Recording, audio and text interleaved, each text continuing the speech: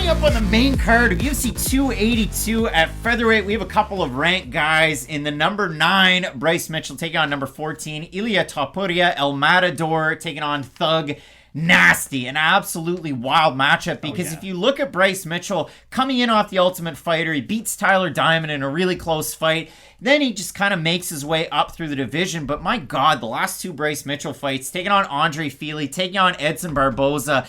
If you told me 2 years ago that Bryce Mitchell was going to knock down Edson Barboza in the first round of their fight, A, I would have said, no, they're never going to fight each other. Like, they're worlds apart. But B, I would have said you're crazy, but those things happen. And Bryce Mitchell looked absolutely amazing against Edson Barboza in his last fight. And for Ilia Topuria, if you told me he was going to fight up a weight class at 155, have a bit of a tough time on the scales in general, take on Jai Herbert and get knocked down by Jai Herbert, I would have said, you're insane, but that also happened. He withstood that storm and he ended up finishing him as the fight went on. But Matt, this fight at 145 is absolute fireworks, and it has a lot to do with the division where you look down and Alex Caceres is ranked 15th. So there's room to move right now because there's inactivity all over the place, especially with your champ Alexander Volkanovski moving up to take on Makhachev at lightweight. So a lot of room to move for everybody here. The winner of this fight, you're just guaranteed a big fight after that. And again, I know you said it when we started this full card thing, if you're watching the full card video,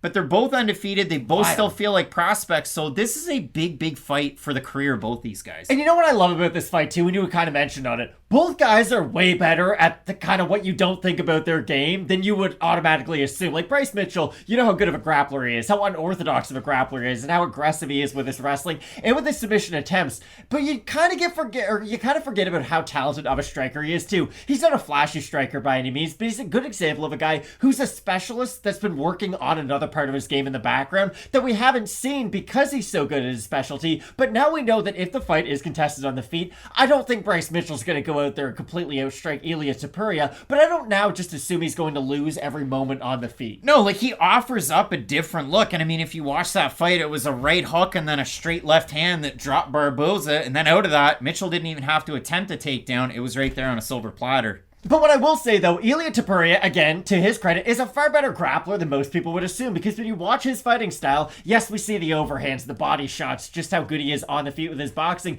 but he's also a monster on the mat, too. Now, the flip side is, like I said for Bryce Mitchell, can he have some success on the feet? Probably, but I don't love him to be there for the totality of this fight. The same thing has to be said for Topuria. I think he is a good grappler.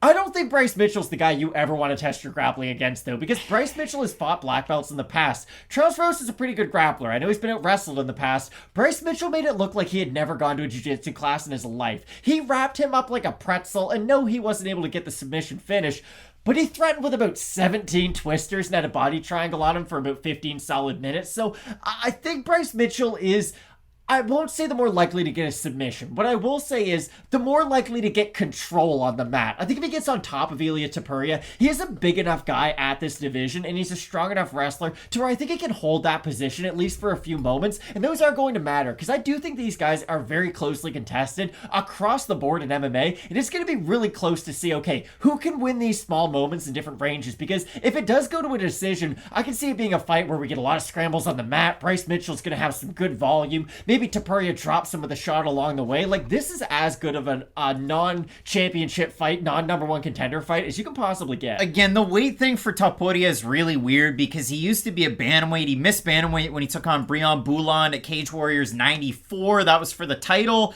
and he came in at 139.5. Now, he looked amazing in that fight, took him down, submitted him, and he's looked amazing since then, but he's supposed to fight Charles Jourdain back in January of this year, and he had weigh-in issues. Then he fought at lightweight against Jai Herbert. He was supposed to take on Edson Barboza back, in October. That fight fell out, and ultimately he ends up with Bryce Mitchell. They had weird call-outs, pictures below the belt, and it was just the oddest thing I've ever seen, or I guess it was above the belt. Wasn't it a picture of just straight abs? I don't know. It was the weirdest thing. It just, like, two guys from complete opposite ends of the spectrum of the world just calling each other out. And Matt, when you do look at this matchup, the odds are fairly close. Mitchell open a plus 130 underdog, even though he's higher in the rankings. Both guys are undefeated. Topuria open minus 150, still about there. But when I do look at this matchup, Matt, for Topuria, he is just a Greco-Roman wrestler to the core, and that really was his kind of specialties. Brazilian Jiu-Jitsu black belt as well,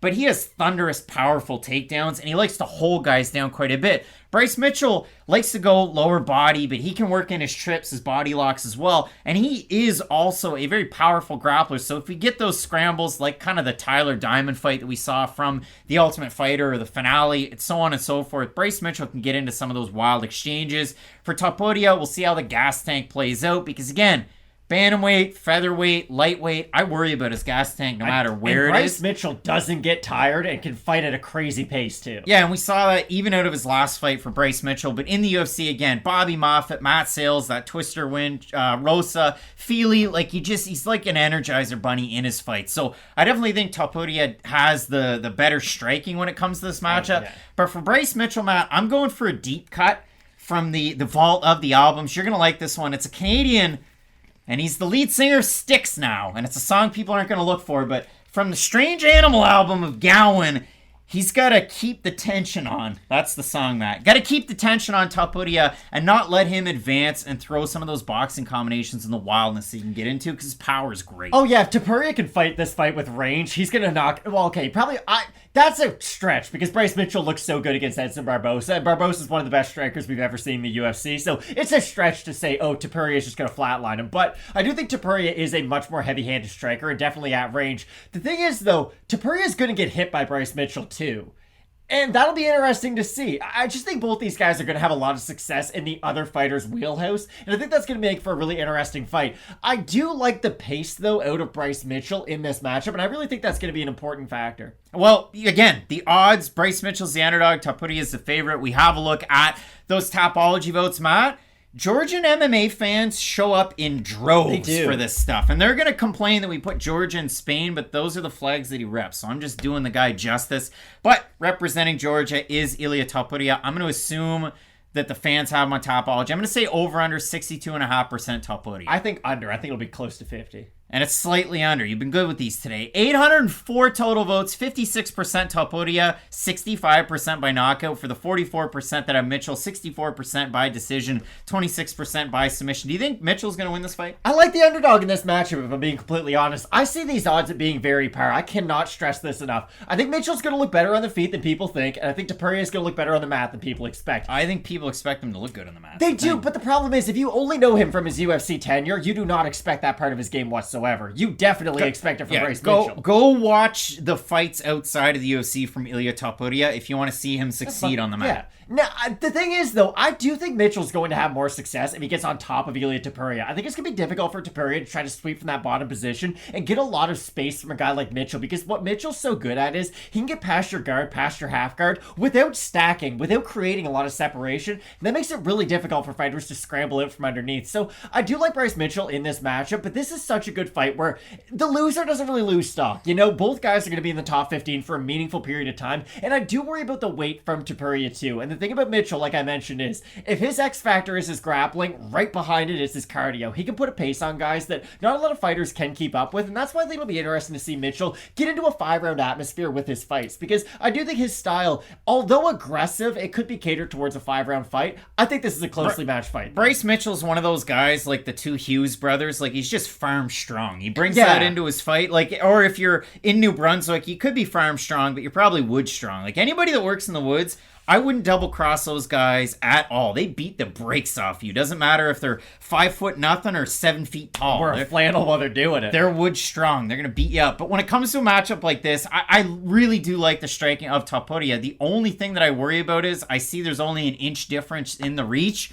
Bryce Mitchell is a rangy type of striker, and he keeps his head off the center line when he does like to strike. He does pull back a little bit, though. I think it could get him caught against Topuria. I do like the cardio advantage that I perceive that Bryce Mitchell does have, and his style is a little bit more conducive to winning decisions. So if you do like Bryce Mitchell as the underdog, I'm not going to fault you. Matt going with Mitchell. I like Topuria in the matchup, but I think this is going to be an incredible fight on the main card. I mean, you've got Robbie Lawler taking on Ponzinibbio. You got that main event, Blachowicz taking on Ankalaev. You're not going to want to miss any of it. Keep locked in with Fight Night Picks, we always say. Let's get into it.